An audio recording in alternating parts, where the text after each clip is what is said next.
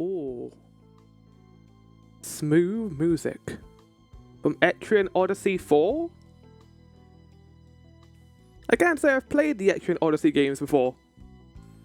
I mean, that goes for a lot of Japanese RPGs, I think. Haven't played a Tales of game, Trails of game, most Dragon Quest games. I want to get around to them at some point. I don't know if I'm going to record them, but we'll see. But hello everyone. It is time to stream. It's time for a very long Persona stream. I was sitting here before starting and I was like, oh yeah, we're doing a 6-hour stream today. That's going to be fun. I'm looking forward to just hopefully getting through this whole dungeon. That's the plan. Get through the entire palace, get it done, simple and clean style, and then moving on to the last episode being some of the free time, and then the deadline. And then that's where we're going to leave it. There's a chance the Monday episode might be a little bit longer as well, just so I can get the free time done. Depending on how far we get through this today, will determine if I needed to make an offline recording. But we'll see. Or do another stream on Friday. Because, like, chat, we're on episode 19, and I like the idea of the season break being episode 20, not 21.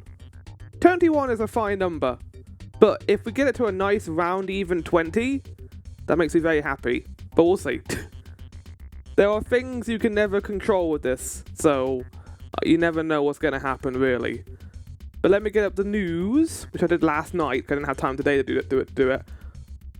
Well, I did have time, but I wanted to chill out before streaming. I watched some more of the 4th Evangelion movie. That is definitely not something I could finish in a single sitting. Oh, why are we lagging out?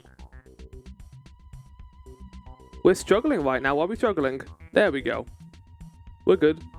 That was strange. You didn't like that. But first things first, chat. Quite a big announcement. Is talking about my special stream week I'm doing this month, because I realise we're getting close to it now, and I should probably announce it because we are going to be there in, like, I think 2 weeks. Yeah, two-ish weeks. Let me get this up on stream.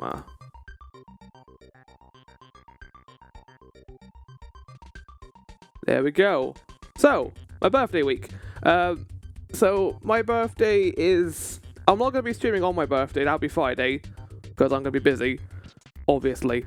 But I do plan on doing a couple of streams this week, as I have done in the past. Last year I did a Cadence of Hyrule stream, a special Hyrule Jumble stream, and also a drawing stream.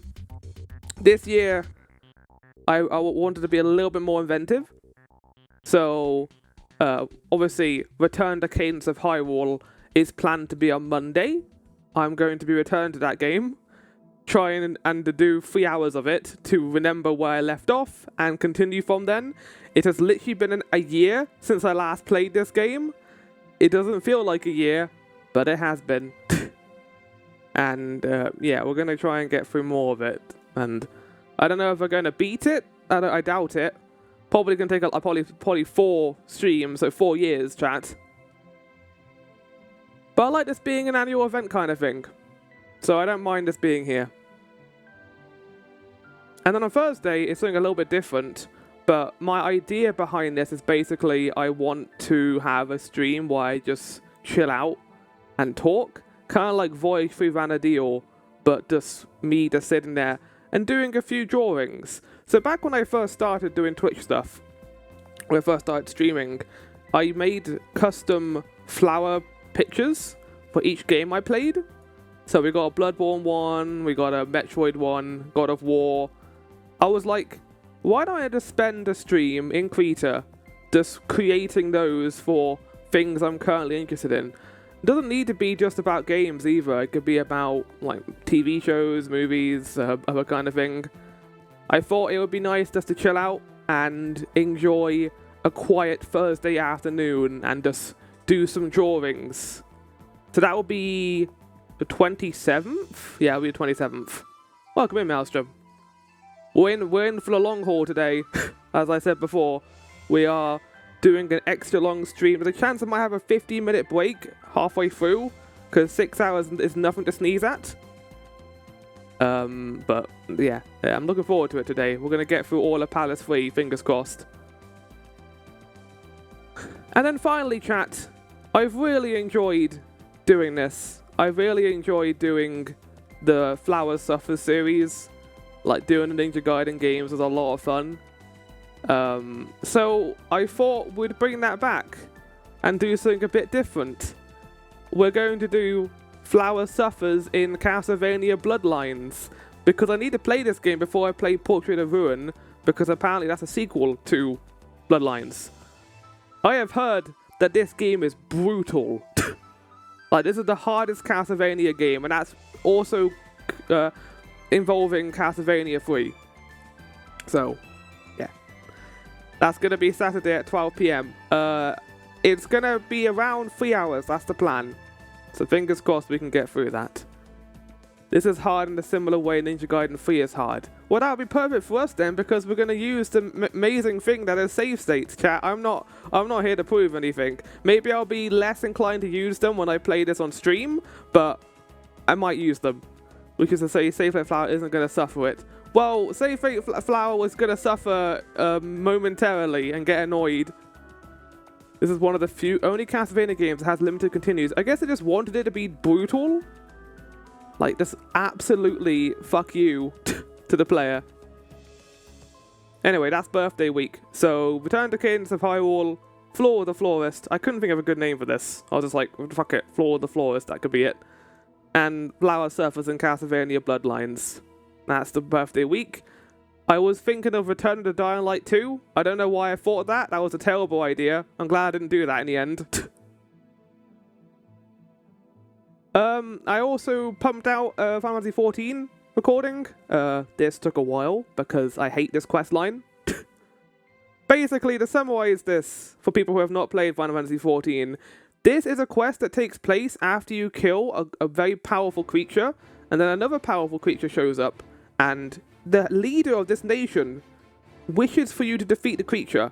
But no. You can't do that until you get permission from these chaps over here who are like, we need you to prove your worth, that you can actually defeat it. Mate, I already killed a fleet. What the fuck do you want me to do? So they take about an hour and a half just telling you to go here, getting them all the food they want for their celebration. And then, like, at the end, they're like, oh, we're sorry. We didn't realize you were special. You were actually important. We're sorry. Enjoy the festivities. And I was sitting there, like, with Ishtola. What the hell? What the hell is wrong with them? Even Ishtola gets pissed off. You don't usually see Ishtola get pissed off, but she says something along the lines of, ye gods, man! You're so annoying! It was great. But yeah, the keys quest. The actual moment-to-moment gameplay isn't the hardest, but the fact you can get to the start is fucked. You don't like getting wine for someone? Well, chances are, if it's not that bad, Maelstrom, I might just do it like save states at the beginning of the levels instead. But we'll see. Also, chat, as I mentioned, I'm doing Everhood 2 recordings. This is a very good game. I was worried at first because they changed the combat to suit the second half of Everhood. So if you don't know what Everhood is, it is basically, I would describe, take the dialogue from Undertale and Deltarune and combine that with rhythm-based combat and excellent music, which, to be fair, Deltarune also has, and then stuff it into a psychedelic drug trip nightmare, like a weird dreamscape, and you'll enjoy this a lot. I don't think it's any secret, chat, but considering my channel and the whole like floor reverie, like dream kind of vibe, I really enjoy Everhood, and I love the first game, and this is doing a good job so far as well. At first, I was a little bit turned off by how repetitive the combat was. With Neverhood 1, I thought a little meh. It's short as well. The story is not really like a fine-tuned story going through it. This game has more of a story going on. There's like a cast of central characters in it, and there is progression in a certain extent. But yeah, the first game was kind of like a pick and mix. I think like there was just a bunch of weird visuals and things, and you're all forced into it. But Everhood 2 has been great so far, and the devs are only getting better at this. So I can't wait to see what they do with the third game if they do make a third one. But I'm not done yet. I got a couple more parts left. So we'll see what happens with that. Games right now, chat. As I mentioned, Everhood 2. Suikoden. I do want to play this, actually. I don't think I'm going to do a recording of it, though. I might do a quick harvest. We've kind of reached a point now, chat, to be honest, where it would be fun to do marathons of all these Japanese RPG series. That is not going to happen at this point. I don't think I have enough years in my life to do that. You got that coming up here Monday. Starts soon. Exciting. So the best course of action of this is me doing quick harvest or scattershots. Scattershot might suit it better because scattershot is just a couple of recordings, but we'll see. Beyond the Ice Palace, a remake of an NES game. That sounds really cool. I don't know what this is, but hopefully people enjoy it. I've got it on my list because it's Metroidvania apparently. Rise of the Ronin's coming to PC. I want to play this because Team Ninja's good, and I enjoy their games. And then Wonderstop, also a game I want to play. There are too many games I want to play coming out. Like before, when I do the games right now segment, I'm kind of like, I might want to play a couple of them maybe. Where is it? Where's the old one? Where's the last one I did?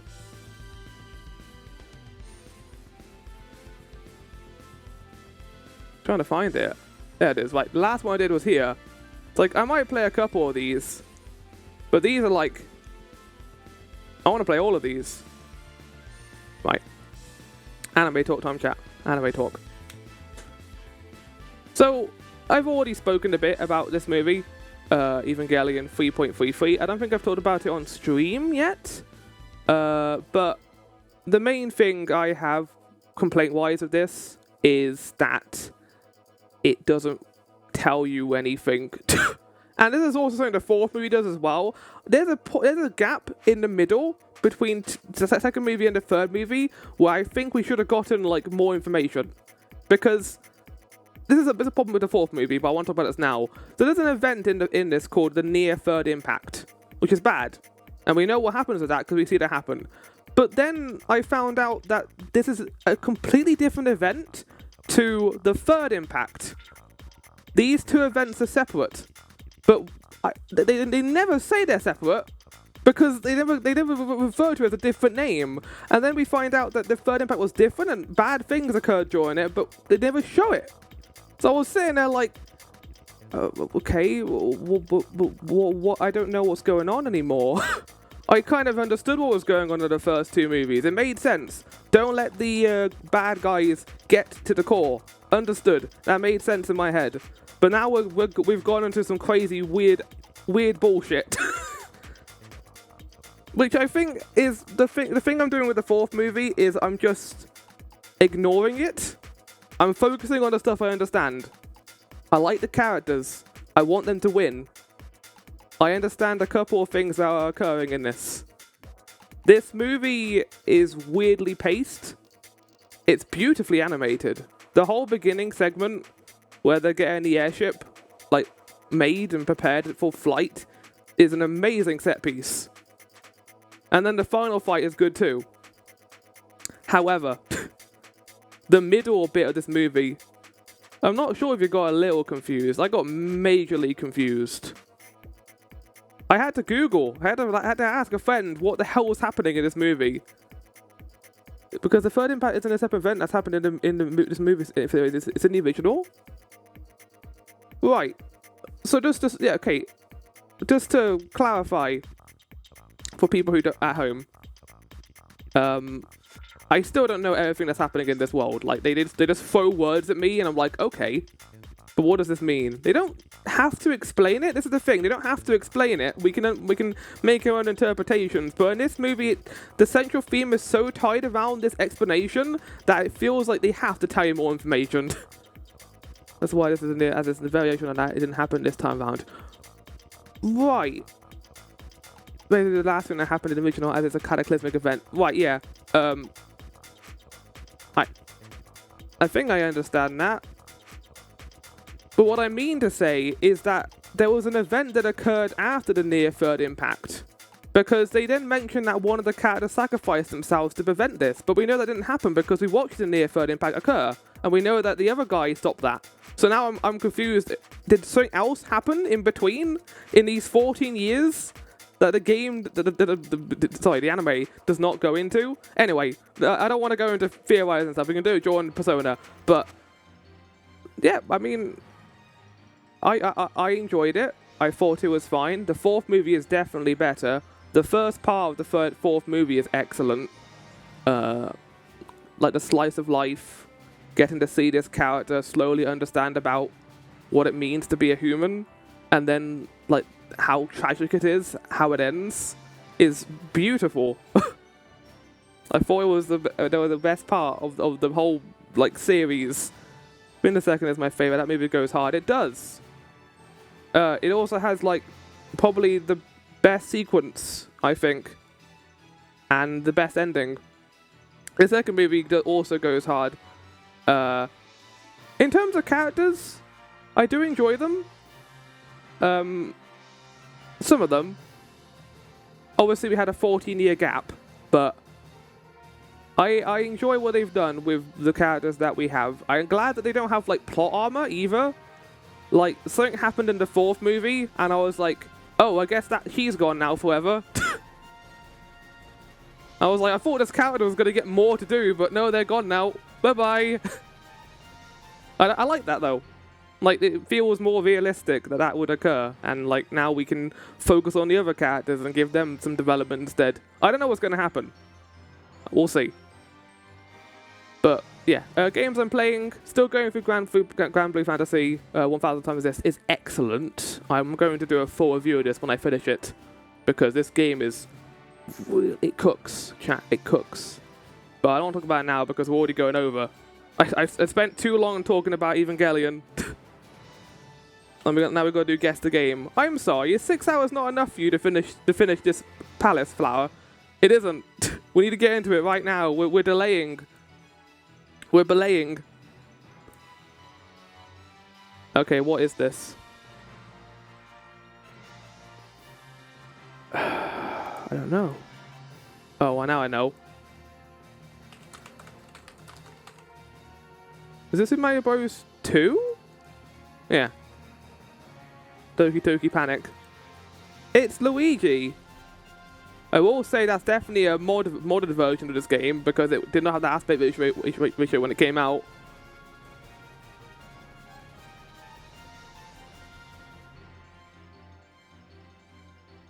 Bingo! Oh, this is Crash Bandicoot, isn't it? Maybe? No. Is it Banjo-Kazooie? Oh, is it the bad one? It's not even on here. Okay, well it's not... Is it Nuts and Bolts? It's Nuts and Bolts. I didn't even know they made more than 2 Banjo games. I thought the second one entirely killed the series. I've never played a Banjo-Kazooie. Had to step away right at the end of Anime Talk to get pizza in. We'll talk about it a bit during Persona. I don't mind doing that because like it's going to be a 6-hour stream today, so plenty to talk about, plenty to do. This is about Mario Strikers. Or Mario Tennis?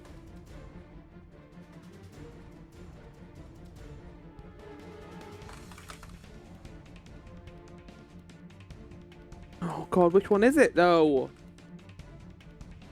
Ultra Smash. You bastard!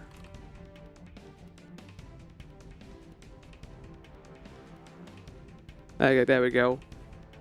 Was Sour Receive, I think, but Nuts and Bolts completely damaged everything and was an Xbox exclusive, but definitely killed the series.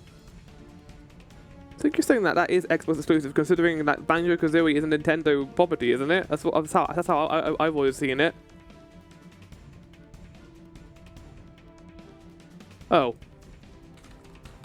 Is it below 0? Oh yeah, it is. That was after Microsoft bought Rare. I don't really know the whole situation with Rare because I know Rare's making Metroid Prime 4, but they also do other stuff, don't they? They got them to make one Banjo game and then put them on Connect games for the rest of time. Wait, no, I'm getting Rare confused with Retro, aren't I? Retro are the ones who made Metroid Prime, I think. Now I'm getting confused. What are we talking about, chat? Yeah, okay, that's it. Right, we're gonna get started. Enjoy the intro, chat. I'll see you guys in a second.